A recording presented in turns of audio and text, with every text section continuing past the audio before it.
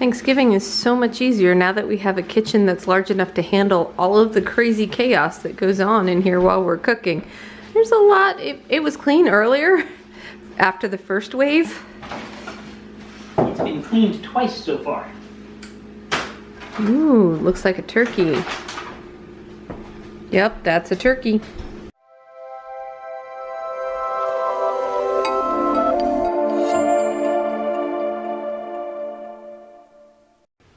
It's Cake. And Whimsy. And happy Thanksgiving. Happy Thanksgiving! Ooh. My best turkey. It's not great, but... You have a very evil turkey. I really enjoy it. It's like a wraith turkey, or like a turkey Scottish barbarian. So one of the questions we get asked a lot is, with your super restrictive diet, what can you even eat on Thanksgiving? Do you guys even celebrate anymore? We do. Nothing. We do. We eat 2 dollops of fat on a very decorative plate, and then we go, oh, I need a nap. I'm just kidding. We feast, and we don't break our diet to feast. And we even have guests who come over and eat with us. The same things that we're eating, so they're not terribly sad or disappointed, which is always good. These are guests who don't share our diets. No. They just know we do a darn good job with the food we make, because really, we like food. So here is, you'll only see it for a couple of seconds, but we'll break it down for you too. Here is our menu for this Thanksgiving. It's pretty tasty. Starting off with classic turkey. Right? Nothing about turkey we can't have. Same as everyone else. We're popping that puppy in the oven for several hours.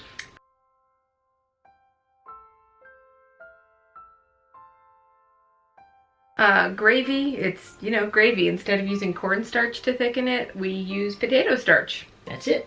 That's it. That's all it takes. Drippings and stuff. And that'll do it. Roast cabbage with cranberry. That is going to be new this year because we tried it at a wedding we were at last month, and it was delicious. Yeah, we're going to do our best on this one. I think they nailed it.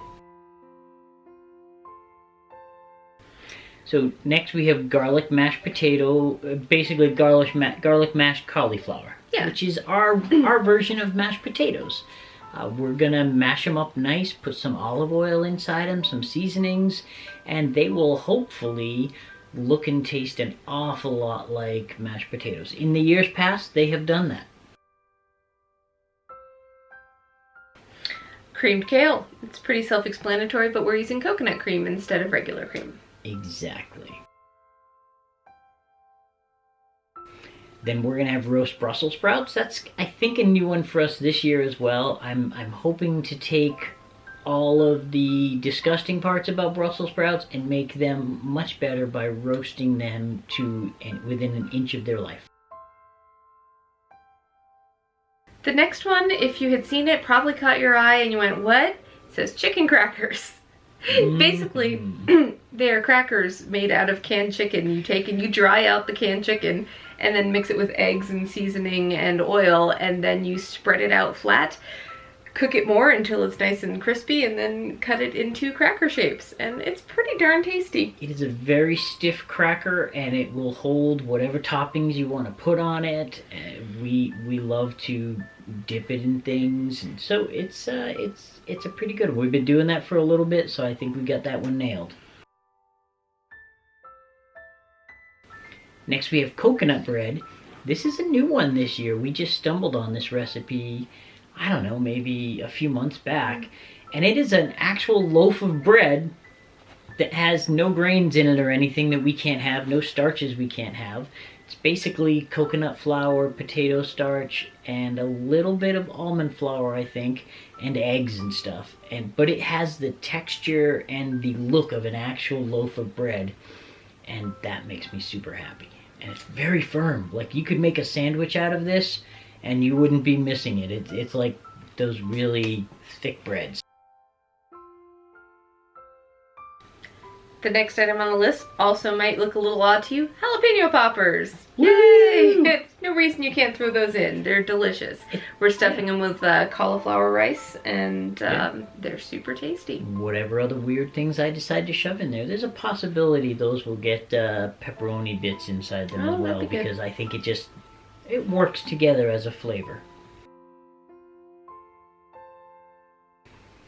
And then cranberry sauce.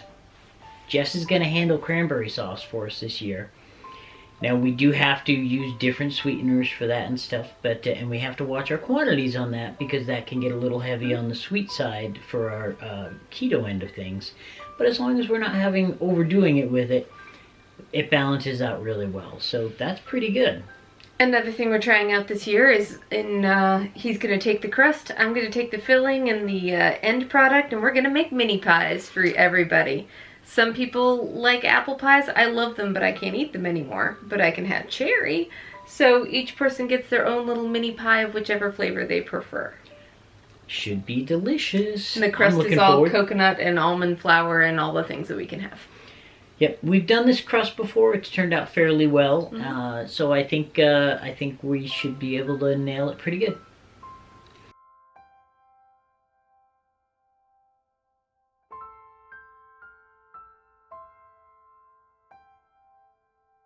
And then pumpkin bread, my perennial favorite. It is not the pumpkin bread I grew up with, but it is the pumpkin bread that I am using to substitute for that. And it is delicious. Field tested. The next one is eggnog. So this is basically my mom's recipe that I grew up with for eggnog. It's just that we're using coconut milk instead of regular milk when we're using it. And then, I mean, other than that, it's eggs and cinnamon, and we can have those things. And we're making our own coconut milk in this one. So yeah. It is very, very healthy. A little bit of sweetener in there, but and you know, we're still not cooking our eggs, so. And finally, we have mulled apple cider, which I make for everything, even though I still can't have apples. Every party, every holiday, I end up making it because people really enjoy it, and it smells wonderful. And again, keto, this is something that we have to take very small bits of. But you can have a small bit of it and have that remembrance of when you used to be able to drink as much as you wanted. I'm allergic to apples, so I can't have any. Yeah, I'm not. And I'll have a little tiny bit. But I'll have a lot of eggnog, because that's my favorite. So that is what we eat for all of you people who are like, what do you eat for Thanksgiving? That's what we're going to be eating. Absolutely. And if there's something you're really interested in getting a menu, a actual ingredients list or something on, let us know. We'll be happy to kind of do a little cooking demonstration of just that particular item. In the comments. Right? You've got to ask for it, though. We're not going to assume you're interested. No, you got some work to do. Mm-hmm. As for what's going on with us right now, it's a good time for a quick little mini vlog. We've been really busy. We just got back from Disney, as you guys know, from all of the Disney videos that are coming up. Thanksgiving is happening tomorrow. We're going to, the day after Thanksgiving, instead of Black Friday, we have Red and Green Friday, which is our tradition, where we decorate the house for Christmas the day after instead of going shopping, which will be fun, but it's gotten intense. We have a lot of Christmas decorating that we do now. We do, and so it's probably Red and Green 3-day weekend instead of Friday this year. Absolutely. We've already loaded stuff upstairs, and we'll probably show you that when we do our video for decorating as well. And we're decorating our dining room area, at least in our kitchen, sort of, for Thanksgiving, to honor that holiday. We don't have a ton of Thanksgiving decorations. We don't go overboard on it. But we like to set the mood well for that one anyway. And then the first Saturday in December, which is really close now, not this weekend but next weekend, is Krampusnacht party. Every year we have a Krampusnacht party. We will tell you more about that as well. There's a horrible gift exchange that's a Yankee swap style, but with what Krampus would give a naughty child kind of inspirations. So that has been great fun. We have people who plan for this all year in coming up with the just horrible, torturous gifts that they can.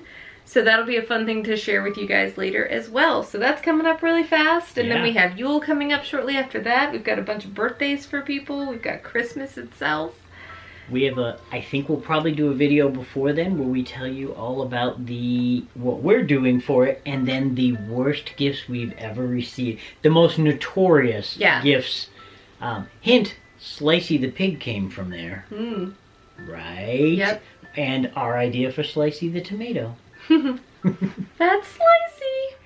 So, it's a busy time. We're really excited about it. We hope you are too. And if you're enjoying this, now's a good time to subscribe. I mean, get in on the ground floor when there's a lot coming. Not too crowded. There's also the rest of our Disney videos coming, and you can say you found us first. That's very, very new age. You could be the first one to have discovered us on your block, and then tell everybody else about it.